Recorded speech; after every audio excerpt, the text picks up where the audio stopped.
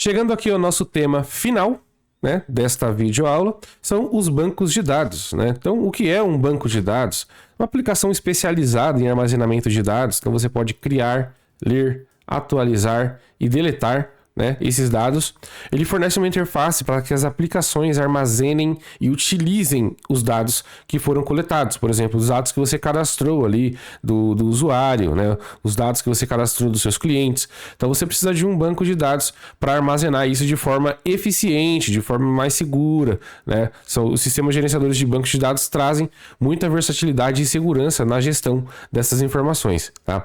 Ele utiliza tabelas e campos relacionais na maioria dos casos, né? Você tem bancos de dados que não são relacionais, isso é um assunto para outra hora, e poderá ter vulnerabilidades como qualquer outra aplicação. Então a versão do banco de dados que está instalada, a versão da aplicação de banco de dados que está instalada no seu servidor, né, poderá ter vulnerabilidades, então é importante ter ciência disso. Então, como funciona essa arquitetura, né? A minha aplicação, por exemplo, aqui que está escrito em PHP, ou está escrito em Python, ou está escrito em Java, está escrito em C#, está escrito em qualquer linguagem ali de programação, né?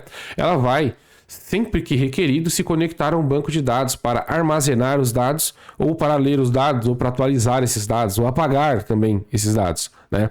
Então, as aplicações armazenam, elas centralizam essas informações, por exemplo, dos nossos clientes, ou informações de qualquer tipo que você tenha dentro desses bancos. Então, a gente tem um verdadeiro tesouro aqui, né, dentro das empresas. E por que isso? Porque hoje em dia, vazamento de dados é algo que está muito na moda dos atacantes, né? Eles pegam seus dados, fazem aí um vazamento, né? Eles executam um vazamento, uma exfiltração, e acabam, né, depois extorquindo as empresas, né, ou de repente criptografa o banco de dados num ataque de ransomware, né, aí fica muito complicado, né? Então é bem interessante que a gente preste muita atenção nessas aplicações de bancos de dados também, porque elas são alvo dos atacantes, né? Não só as aplicações que rodam as regras dos nossos negócios, mas também as aplicações de bancos de dados.